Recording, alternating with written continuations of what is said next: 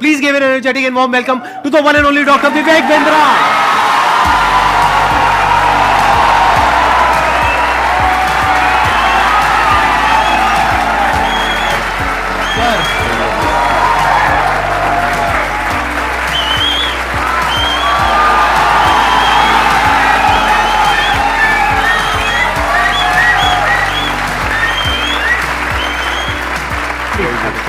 Thank you.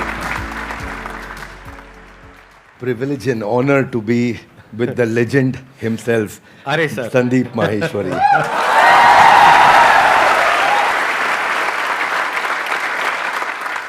Sir के बारे में मैं जितनी तारीफ करूं उतनी कम है, लेकिन अगर मेरे को शॉर्ट में कुछ कहना हो तो वो ये है कि आप में से बहुत सारे लोगों को शायद पता नहीं है, डॉक्टर विवेक बिंद्रा सर का सिर्फ इंडिया का नहीं पूरे वर्ल्ड का सबसे बड़ा एंटरप्रेन्योरशिप का चैनल है।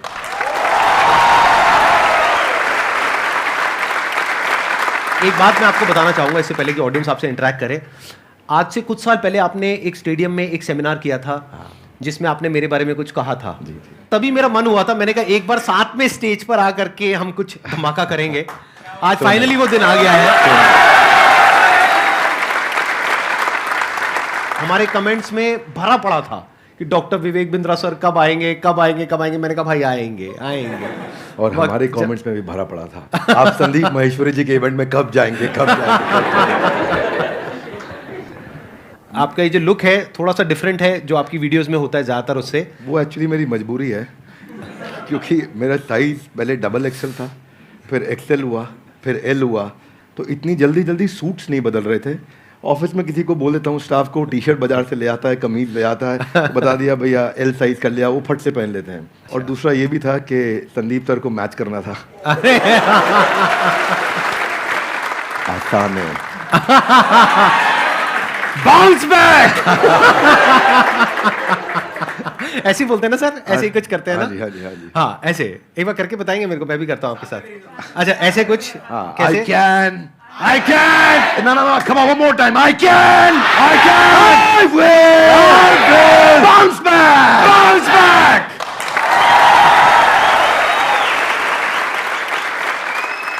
एंटरप्रेन्योरशिप की इनको बहुत अच्छी नॉलेज है। तो अगर आज का टॉपिक हम एंटरप्रेन्योरशिप रखें तो कैसा लग रहा है आइडिया?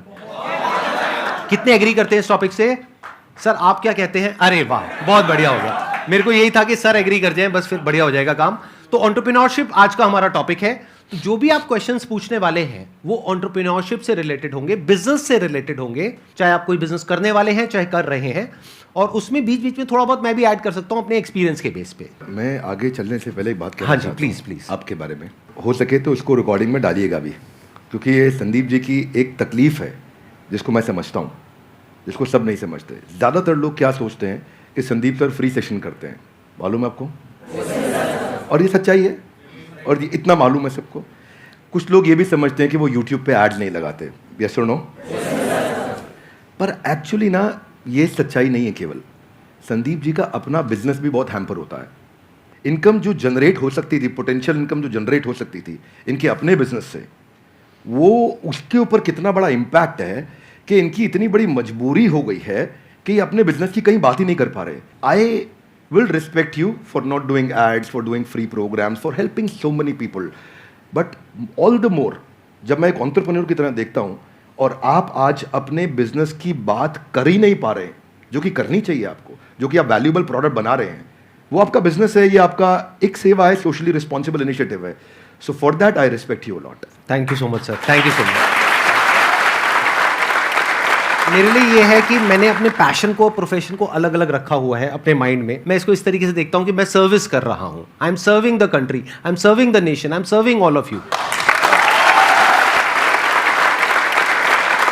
अब बताइए आप में से कौन है जो ये क्वेश्चंस पूछना चाहते हैं एंटरप्रेन्योरशिप से रिलेटेड? 2014 से मैंने जर्नी स्टार्ट किया था और आप दोनों से ही मैंने लीडरशिप और टीम बिल्डिंग सीखा और एंटरप्रेन्योरशिप सीखा। तो मेरा क्वेश्चन ये है सर कि I am running a chess academy.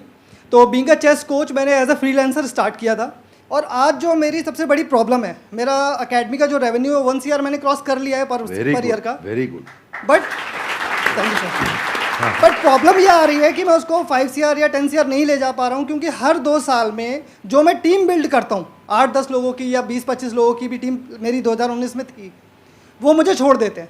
तो कहाँ गैप आ रहा है वो मैं नहीं समझ पा रहा, और काफ़ी टाइम से मैं ये सवाल पूछना चाह रहा था। वेरी क्विक आंसर, क्रिटिकल को रिपीटेबल में कन्वर्ट करना है, क्योंकि आप जो काम कर रहे हैं उसमें क्रिटिकल स्किल सिखा देते हैं अपनी टीम को और वो रिपीटेबल नहीं हो पाता, फिर वो आपसे अलग हो जाता है। दूसरी चीज, आपको एक काम बहुत जरूरी है यहाँ पे कि बड़ी मशीन का छोटा हिस्सा वर्सेस छोटी मशीन का बड़ा हिस्सा। आप क्या कर रहे हैं, आप छोटी मशीन का बड़ा हिस्सा उन्हें बना देते हैं तो वो आपसे इंडिपेंडेंट हो जाते हैं, उनको बड़ी मशीन का छोटा हिस्सा बनाइए। इसमें दो बातें हैं, ध्यान रखना, मैं समझाता हूं आपको। जैसे गाड़ी बनती है, गाड़ी बनने में एक आदमी स्टीयरिंग फिट करता है, टायर फिट करता है, बम्पर फिट करता है, गियर फिट करता है, क्लच प्लेट लगाता है, एक दरवाजा लगाता है, एक विंड स्क्रीन लगाता है। वो सब क्या है, बड़ी मशीन के छोटे हिस्से हैं। वो अपने आप गाड़ी नहीं बना सकते, वो पूरी गाड़ी नहीं बना पाएगा, उसको एक हिस्सा आता है। तो एक हिस्से पे काम कराइए उस टीम से।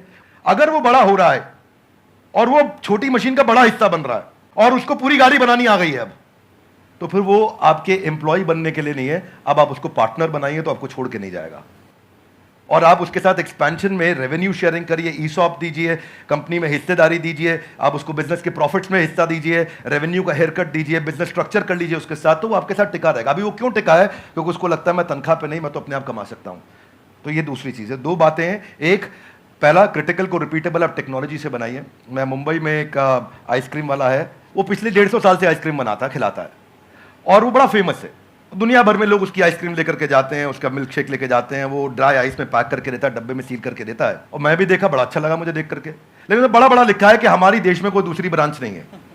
तो मैं सोचता हूँ भाई तेरा कितना दुर्भाग्य है कि तू 150 साल में दूसरी ब्रांच नहीं बना पाया, क्योंकि वो क्रिटिकल को रिपीटेबल नहीं कर पा रहा है। तो आप क्रिटिकल को रिपीटेबल करने के लिए टेक्नोलॉजी बिल्ड करिए, तो फिर आप उसको स्केल कर पाएंगे, वो आपका पहला आंसर। और दूसरा, मैन पावर रिटेन कर पाएंगे, क्योंकि आप उन पर डिपेंडेंट नहीं है, वो दूसरा आंसर। तो दोनों चीजें कवर की। धन्यवाद। तो यहाँ पे मैं भी थोड़ा सा अपना पर्सपेक्टिव ऐड ऑन करता हूँ सर, कि अभी जो सर ने बात बोली बिल्कुल परफेक्ट है कि ये दो तरीके हैं जो सर ने बताया। एक मेरे भी पर्सपेक्टिव से अगर आप देखेंगे तो आपको दो चीज़ों का ध्यान रखना पड़ेगा। एक, या तो कोई ऐसा ब्रांड बना लीजिए अपना कि वहाँ पे इतना बड़ा एंट्री बैरियर आ जाए कि लोग ये कहें कि हमको चेस नहीं सीखना है, क्योंकि चेस सिखाने वाले तो बहुत लोग हो सकते हैं, वो कहें कि हमको तो इससे चेस सीखना है।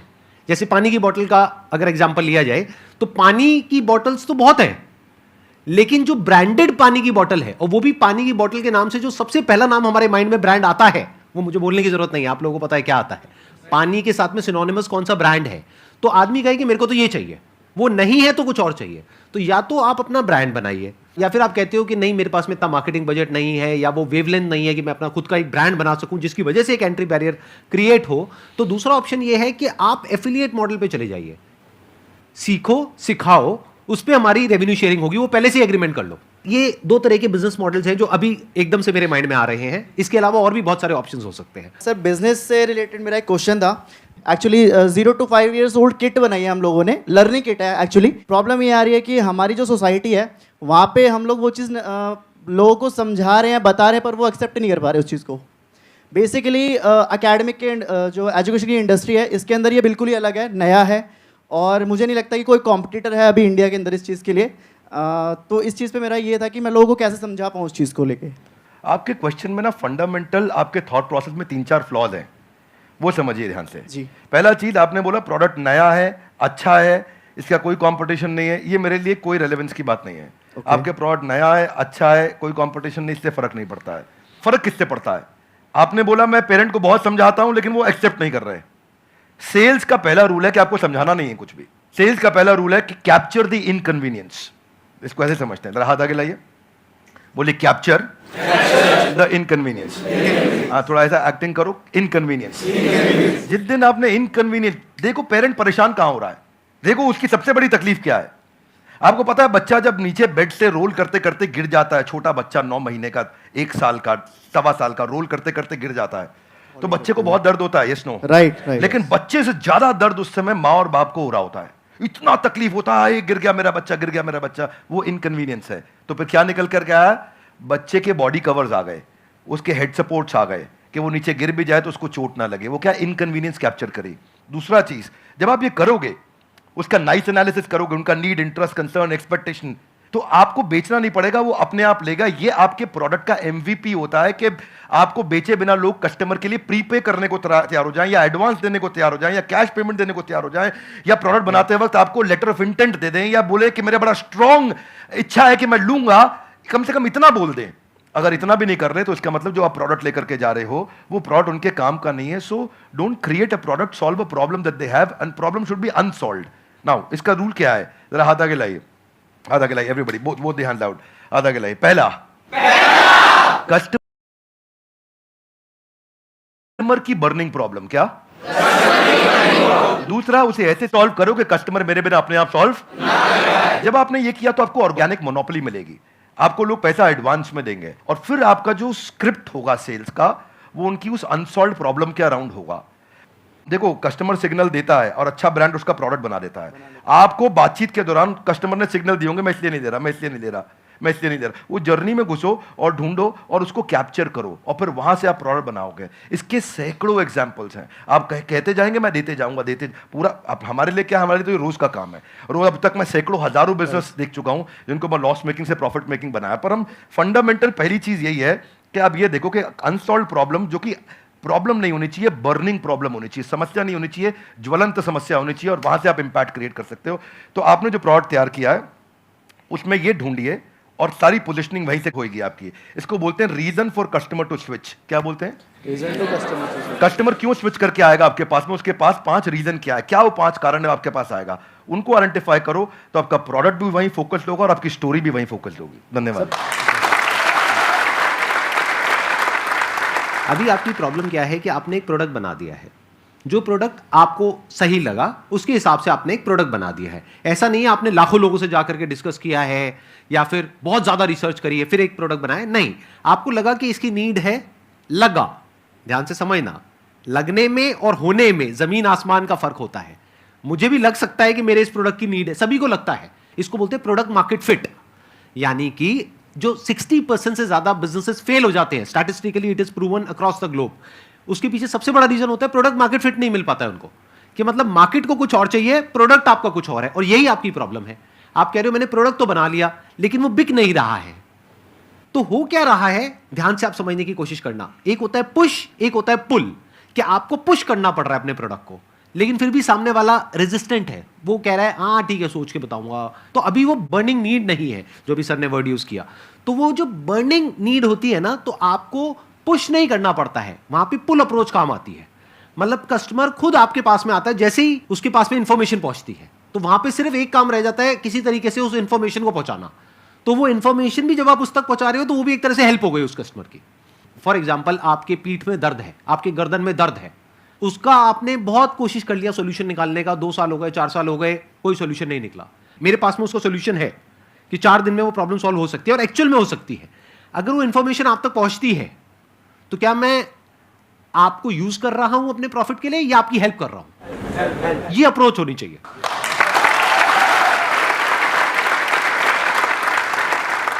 सर, मेरा एक छोटा सा क्वेश्चन है आपसे कि जैसे बिज़नेस में मुझे बहुत इंटरेस्ट है, एंटरप्रेन्योर में बनना चाहती हूँ, लेकिन मेरी लाइफ में एक छोटा सा ट्विस्ट ये है कि अभी जस्ट लास्ट ईयर मेरी मैरिज हुई, अभी बेबी भी है 7 मंथ्स का.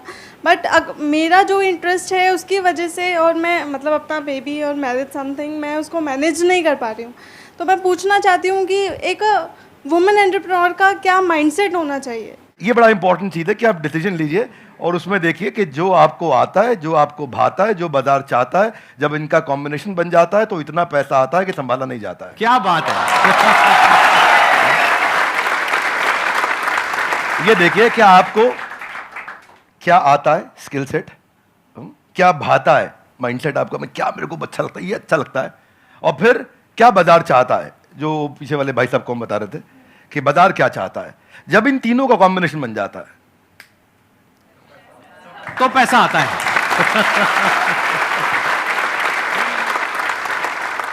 सर, आज आप दोनों को एक साथ देखकर बहुत खुशी हो रही है. मुझे भी हो रही है बहुत खुशी. मुझे भी हो रही है. सर, बिजनेस को ग्रो करने के लिए कुछ प्लेटफॉर्म्स सजेस्ट आप करना चाहें जिससे मैं वहाँ पे बता सकूं कि हाँ मेरा ये बिजनेस है. आप बात कर रहे हैं कि मैं माल को बेचूं कैसे. जी जी. तो देखिए उसका आंसर संदीप सर ने थोड़ी देर पहले समझा दिया. पहले आपको ये सोचना है कि मैं माल को बनाऊं कैसे. सर के आंसर को मैं एक्सटेंड कर रहा हूं. प्रोडक्ट मार्केट फिट ठीक करो.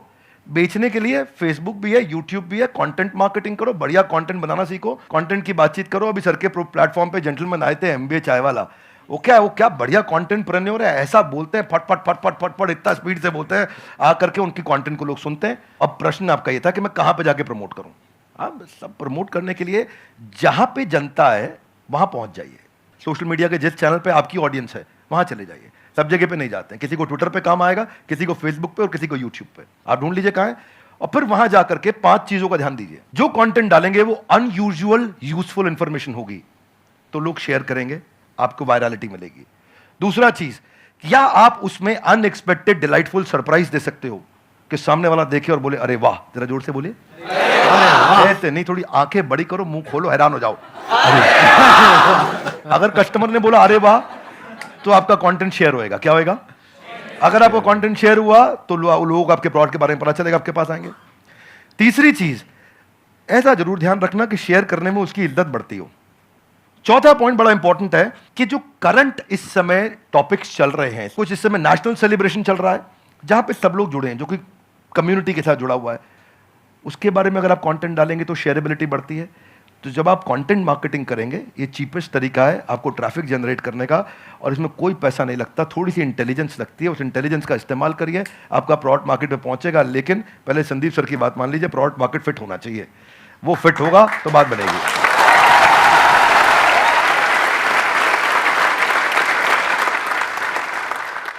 सर पहले तो आप दोनों ही मेरे गुरु हो सर, और थैंक यू सो मच। मतलब मैं आज बहुत ही लकी फील कर रहा हूँ।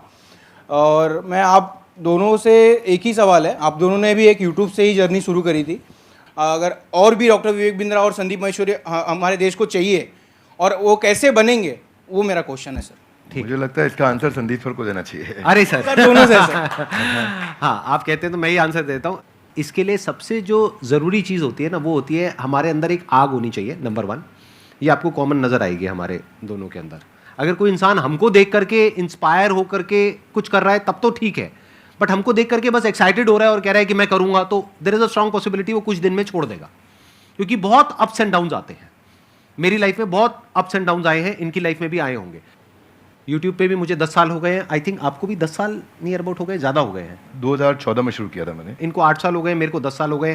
तो आई एम श्योर आपने भी बहुत सारे अप्स एंड डाउन्स देखे होंगे अपने इस यूट्यूब के करियर में। बहुत तरह का आपने ट्रांजिशन किया। शुरू में आई थिंक आप इंग्लिश की वीडियोस बनाते थे, फिर धीरे धीरे आप हिंदी पे आए, तब जा करके कहीं पे एक सक्सेस मिली इनको भी और मेरे को भी। और आज भी हम इनोवेट कर रहे हैं कॉन्स्टेंटली। मैं भी कर रहा हूँ, ये भी कर रहे हैं, क्योंकि अगर नहीं करेंगे तो वो बोरिंग हो जाएगा, मोनोटोनस हो जाएगा। तो होता क्या है कि हर इंसान को अब तो चाहिए, मतलब उनको मेरे जैसा इनके जैसा बनना तो है, उनको 2 करोड़ सब्सक्राइबर्स तो चाहिए, लेकिन उसके लिए जो डाउन्स होते हैं वो नहीं चाहिए किसी को भी। मतलब कि जब ये जो सेमिनार हॉल अभी पूरा भरा हुआ दिख रहा है ना, पीछे तक बैठने की जगह नहीं है। There was a point in time in my this YouTube career when I started, जब मैं फ्री सेशंस करता था, अपने छोटे से ऑफिस से शुरू किया था। 100 लोग रजिस्टर करते थे सेशन के लिए, उसमें से मुश्किल से 10-15 लोग आते थे, बाकी चेयर्स पीछे खाली पड़ी है। सोचो मोटिवेशन क्या होगा। मतलब आप तो बड़े अच्छे से समझते हैं सर, पब्लिक स्पीकिंग आपने करी है, कि हम स्टेज पे चले गए, मैं जा करके यहाँ पे खड़ा हुआ हूँ और यहाँ पे जा करके देख रहा हूँ पीछे सारी खाली चेयर्स, और उसमें से भी कई बार क्या होता था कि कुछ लोग पीछे जा करके बैठ जाते थे, उनको आगे बुलाना पड़ता था। मतलब सोचो ना प्रॉब्लम कितनी बड़ी है, क्योंकि अब मैं कुछ भी बोलूंगा तो उनको आगे खाली चेयर्स दिखेंगी। अब अगर वो आगे बैठे हैं तो उनको पीछे नहीं दिख रही खाली चेयर्स, मुझे दिख रही है। तो मुझे उस वक्त भी अपना 100% देना है। यानी कि जब प्रॉब्लम है लाइफ में, जब कुछ भी वैसा नहीं हो रहा है जैसा आप चाहते हो, तब भी अगर आप अपना 100% दे सकते हो तो आप हमारे जैसा या और जो हमारे जैसे लोग हैं उनके जैसे बन सकते हो। लेकिन अगर आपको सिर्फ हमारी सक्सेस तो चाहिए, हमारे फेलियर्स नहीं चाहिए, हमारी जो अपसाइड है वो तो चाहिए, हमारी डाउनसाइड नहीं चाहिए, हमारी स्ट्रगल्स नहीं चाहिए, हमारी प्रॉब्लम्स नहीं चाहिए, हमारा स्ट्रेस नहीं चाहिए, हमारी एंजाइटी नहीं चाहिए।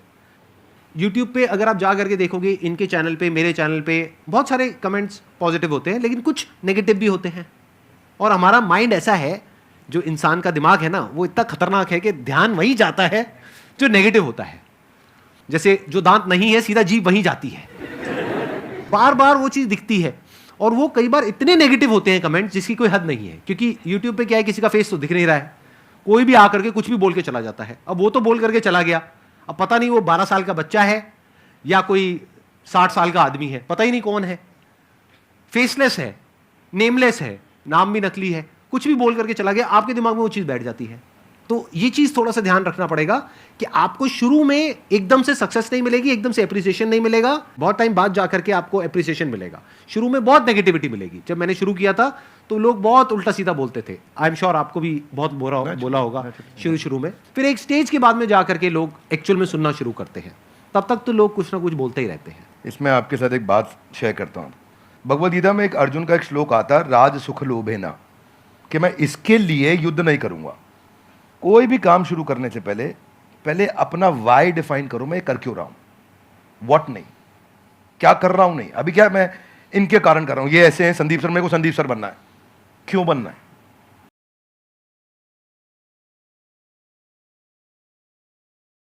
आ गया ना, इधर आग लगेगी। सर ने कहां से शुरू किया आंसर, आग होनी चाहिए। आग कैसे आएगी, कारण चाहिए पहले, क्यों कर रहा है भाई। जिन ऑर्गेनाइजेशंस ने, जिन एम्प्लॉयज ने, जिन लीडर्स ने वाई सॉल्व किया है, उनकी कंपनी के सारे एम्प्लॉयज ने, उनकी पूरी कम्युनिटी ने उसका हाउ और व्हाट अपने आप अचीव कर लिया है। ये कैसे करना है, क्या करना है, मुश्किल नहीं है, ये क्यों करना है। आग सीने में चाहिए, पीछे नहीं चाहिए। पीछे लगाएगा तो जल जाएगा, सीने में लगाएगा तो इतिहास रच देगा।